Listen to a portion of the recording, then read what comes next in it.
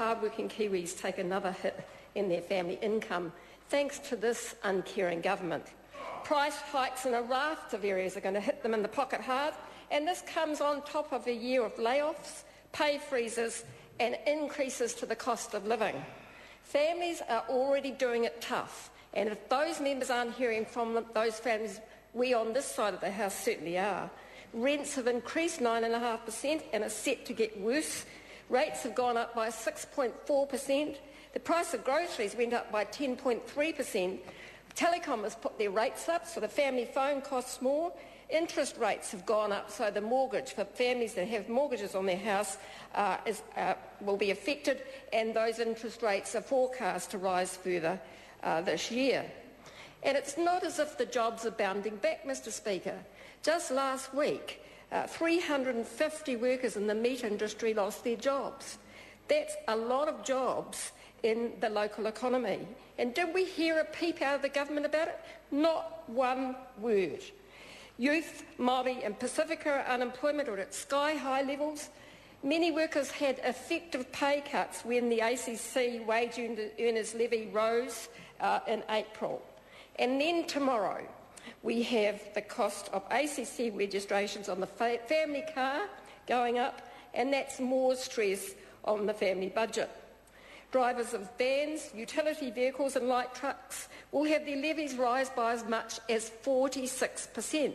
Now, these are people in small business who rely on those vehicles to be able to earn a living. And, of course, people who need the car to get to work are going to find it tougher.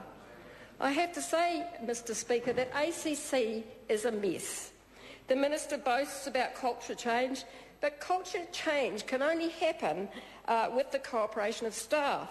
And look what's been happening with ACC staff. They walked off the job last week. They've been through 91 redundancies, and we were told in the Transport and Industrial Relations Committee last week that that's not over yet. There's a lot more to come.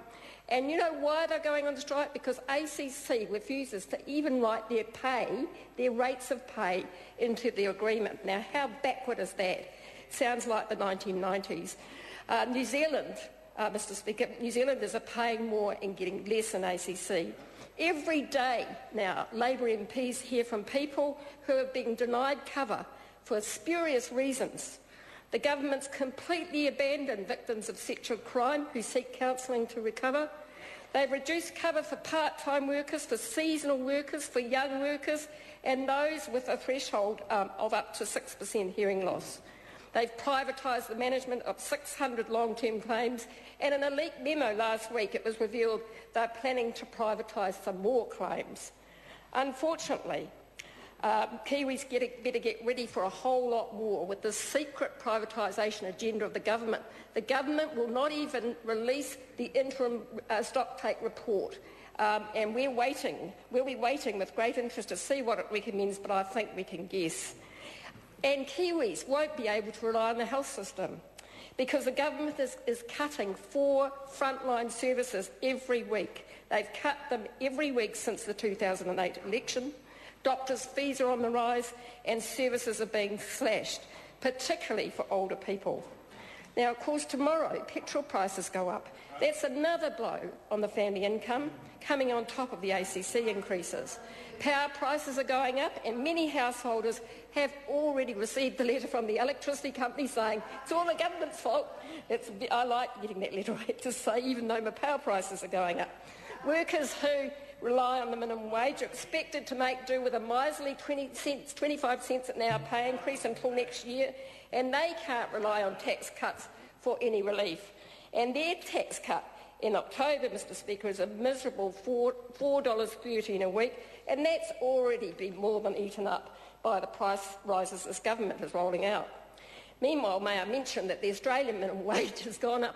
It's now 45% higher than the New Zealand minimum wage. I think the truth is that the government's just given up on catching up with Australia. We're drifting further and further behind.